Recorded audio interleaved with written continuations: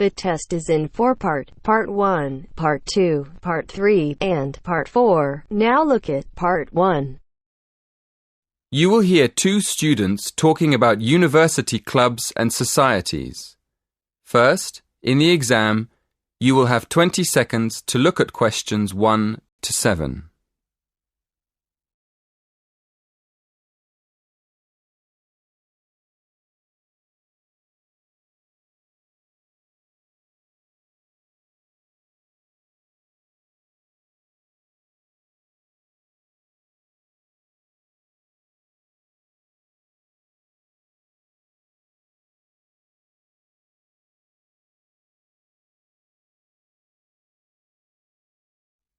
Listen carefully and answer questions 1 to 7. Hello, are you the person to ask about joining a club? Yes, I am. What would you like to know? Well, I'm interested in several things, but I'd like to know more about the different clubs and how much they cost. I'm looking for a small club that's not too expensive. OK. Have a look at this table. You can see the names of the clubs, the fees, and the number of members. I'm afraid they aren't in any order. If you look at the top of the list, the first club is table tennis. That's one of our new clubs. Oh, right. So the table tennis club costs £20. That's quite expensive. Yes, it is a bit expensive. The cross-country cycling club is cheaper, though. Membership fees are only £15, but on the other hand, it's got 100 members. The film and drama club costs a lot, doesn't it? Yes, £50 is a lot, and that's probably why it only has 12 members. Is there any other club you think looks interesting? Look at the next one, street dance. Have you ever done any street dance? No, I haven't really.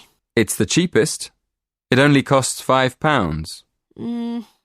OK. Shall we start with your interests? What do you like doing best? Well, I like photography. I've got a professional camera, so I take it quite seriously.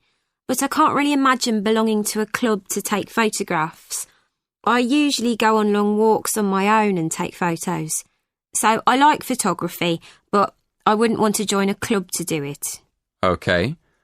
So what else do you like doing? Running? Oh no, not running. I like walking, but I hate running. I'm afraid the running club isn't for me, or the cycling club. And film and drama? No, it's far too expensive. But I do like yoga. I've practiced yoga on and off for years. How many members does the yoga club have? It's always a small group. A lot of people sign up at the beginning of term, but they stop going after a few weeks. So they're left with a few regular members every year. That sounds good. I think I'd like to join the yoga club. And what about the contemporary dance club? Is it expensive? Contemporary dance? No, it's not expensive. £10 for the term. Do you like dance? Well, I've never tried contemporary dance, but I do like jazz and tap dance. How often does the group meet? Before you hear the rest of the conversation, in the exam, you will have 20 seconds to look at questions 8 to 10.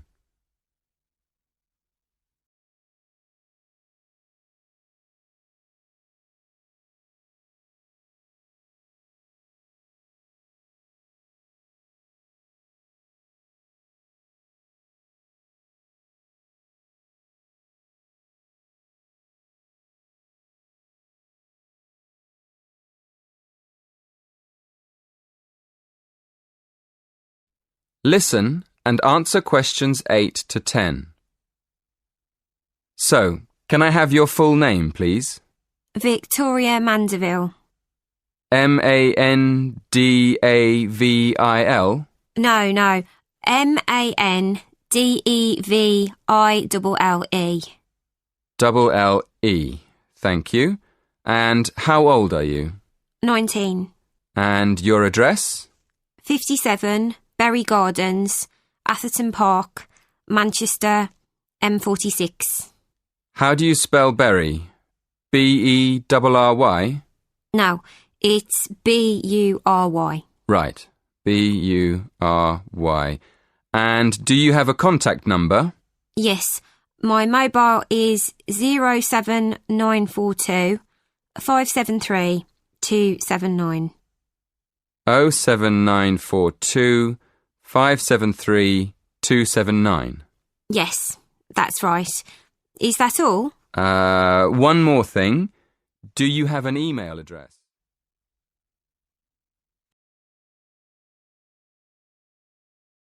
That is the end of part 1. You now have half a minute to check your answers.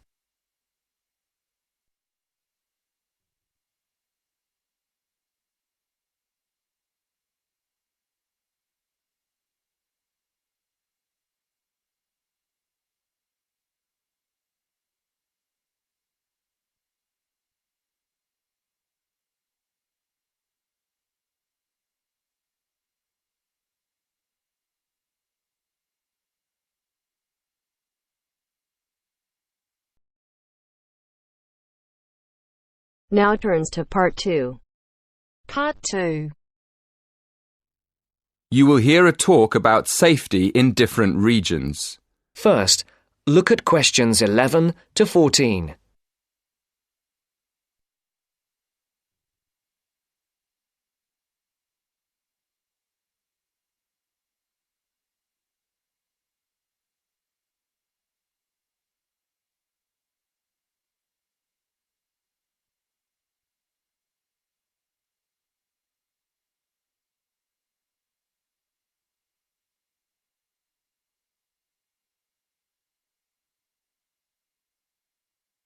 Listen carefully. Good evening, everyone. It's great to be here to talk to you about staying safe on holiday. Before I came this evening, I did a little research on where students like to go for their holidays and came up with 2 different regions, Latin America and India. So, I've been looking at the crime figures for both areas, and I thought I'd start by talking a bit about that. Then I'll give you some advice about how to avoid becoming a victim of crime. Okay, first of all, let's look at what kinds of crime are committed most in different regions. Okay, I'll start with India. Generally, India isn't thought of as a dangerous place for individuals, but there has been an increase in handbag theft in recent years. So keep an eye on your bag when you're out in the street. Right. Now, let's look at Latin America. Of course, you do realise that not all Latin American countries are the same, but it is true to say that guns are used in a high percentage of crimes across the region. Looking at the figures, it seems that gun crime is a serious problem throughout. Before the broadcast continues, look at questions 15 to 20.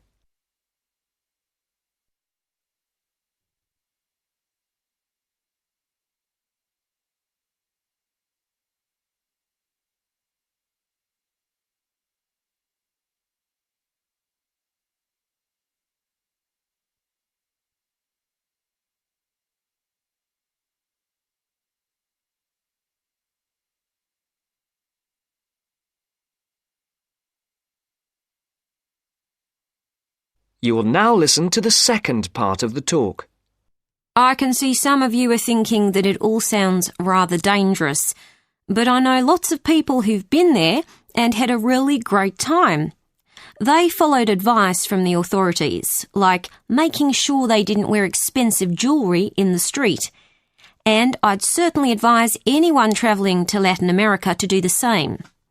Another thing you should be careful of is not to go to lonely places at night. But of course, that's the same anywhere. But I must say, you do have to be very careful in some parts of Latin America when you take your money out of a cash machine. Sometimes you find that thieves stand very close to people at cash machines and take their money as it comes out. Okay, so now I'll finish by talking a little bit about India. I've actually been to India, and I didn't have any feeling that it was dangerous at all. First of all, I went on an organised tour with a group of people. This is definitely the best way to go because it's so much safer. I mean, I didn't go anywhere without the group, and we had a tour guide who spoke the local language and knew the area. In fact, I remember now, she warned us not to go off with strangers, even if they seem nice and friendly. But again, you wouldn't do that at home either, would you?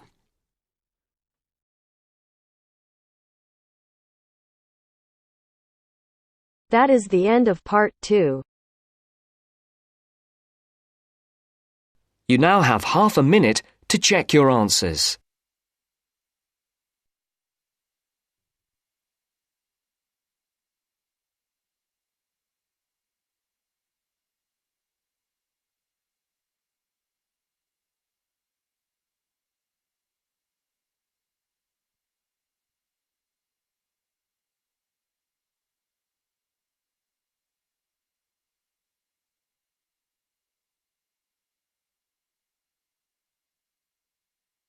Now turns to part 3. Part 3. You will hear a conversation between two people who are about to share a project at work. First, you have some time to look at questions 21 to 25.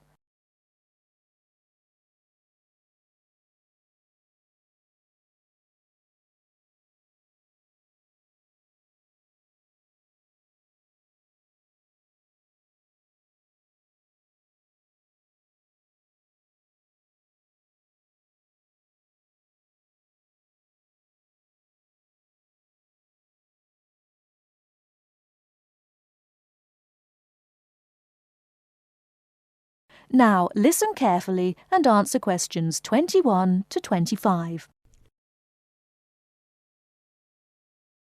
Hi Bill, how are you? I'm okay now, Sarah, but I was so ill last week. Oh dear, what was the problem? Did you eat that dodgy fish in the canteen? No.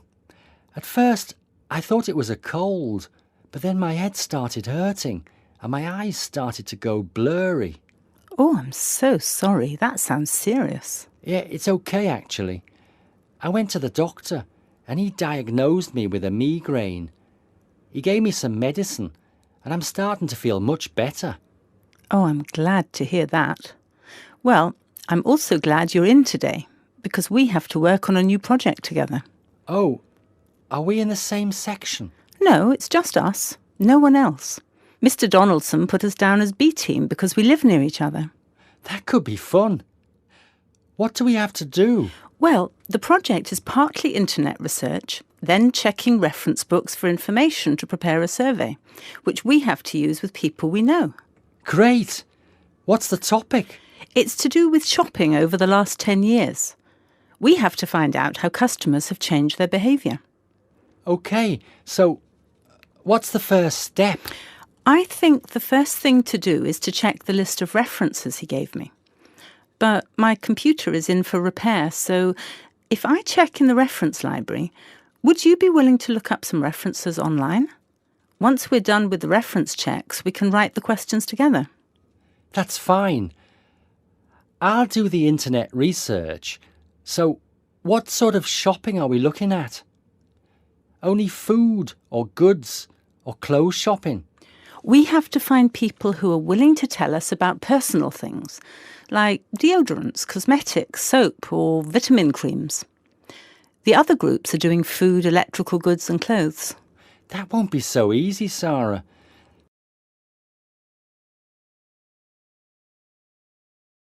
Before you hear the rest of the talk, you have some time to look at questions 26 to 30.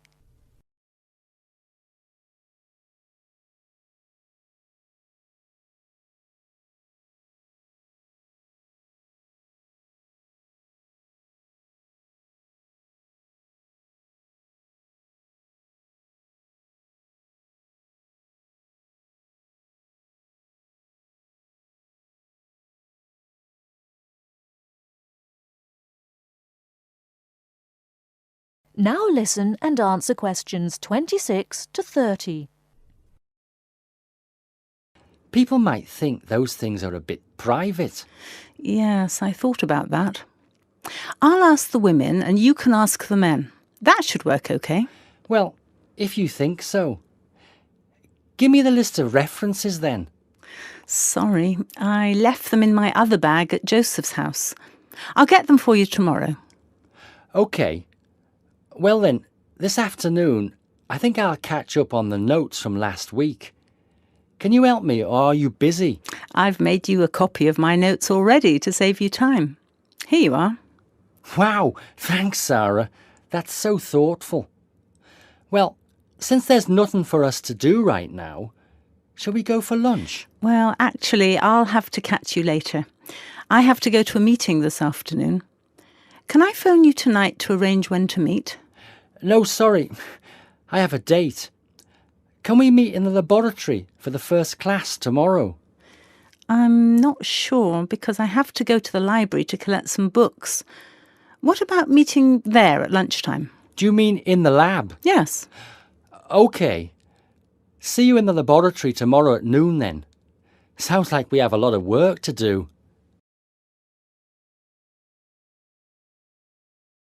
That is the end of part 3. You now have half a minute to check your answers.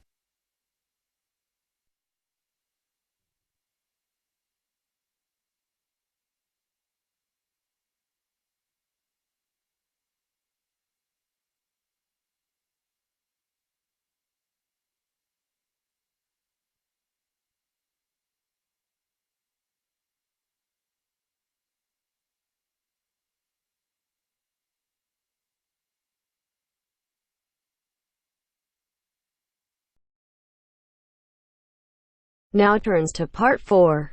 Part 4. You will hear an orientation lecture on sports therapy. First, you have some time to look at questions 31 to 40.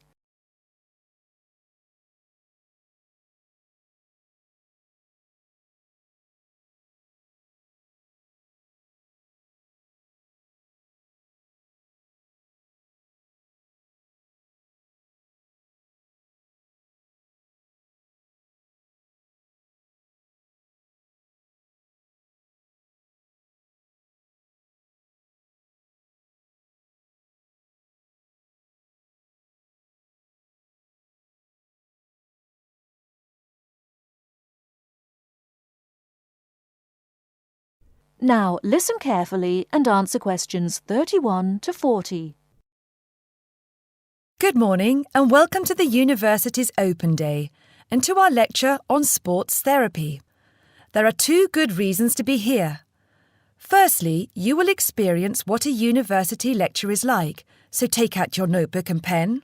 And secondly, you will find out about the sports therapy programme. OK. So what does a sports therapy programme involve? Everybody in today's society knows the impact sport, health and fitness makes on the population's physical and mental health. Studying at Kent will develop your understanding of the ideas and issues within the sports therapy, health and fitness industries. Sports therapy is one of the fastest growing careers within the sports sector. The programme teaches you all the specialist knowledge you need in order to work within these industries. This includes scientific aspects such as anatomy and physiology and sports psychology. You learn how to design training programmes and lifestyle profiles for a range of clients and to understand the role of sports promotion and event management. The degree also covers the treatment and prevention of sporting injuries and the importance of referral programmes. There will be a full description of these subjects for you available at the door when you leave this lecture. Now, just to talk a little about teaching and assessment. The programme involves taking part in and designing practical sports sessions, lectures, small group seminars and private study. On average, you have 6 lectures, 3 practical sessions, and a 1-hour-long seminar per week, and you also spend additional time developing your coaching and theoretical knowledge in real-life situations. At Stage 1, The first half of the year is assessed by 100% coursework and observed assessments. A majority of the modules also have written exams within the final half of the year, with the rest practically assessed. Stage 2 and 3 assessment varies from 100% coursework to a combination of examination and coursework, usually in the ratio 50-50, 60-40 or 80-20. You're probably wondering what career paths you can take once you've completed this degree. Well, careers can vary from employment in health and fitness clubs, sports injury clinics, sports development within local authorities, or with national governing bodies of sport, working in community leisure or sports attractions, self-employed personal trainer or sports therapist. There are some requirements you need to fulfill to enter this course. International students can qualify with the following: school certificates and higher school certificates awarded by a body approved by the university, matriculation from an approved university, with a pass in English language at GCSE O-level or an equivalent level in an approved English language test, passing one of Kent's foundation programmes, provided that you meet the subject requirements for the degree course you intend to study, or an examination pass accepted as equivalent to any of the above. In order to enter directly onto a degree course, you also need to prove your proficiency in English, and we ask for one of the following: average 6.5 in IELTS test, minimum 6.0 in reading and writing, Grade B in Cambridge Certificate of Proficiency in English, Grade A in Cambridge Advanced Certificate in English, a pass overall in the JMB/NEAB test in English for overseas students, with at least B in writing, reading and speaking modules, a TOEFL score of at least 580 written test or 237 computer test. If you haven't yet reached those standards, Kent runs a foundation course for international students, which gives you a year's academic and language training before you begin on your degree. Right, that's about it. Any questions? That is the end of part 4. You now have half a minute to check your answers.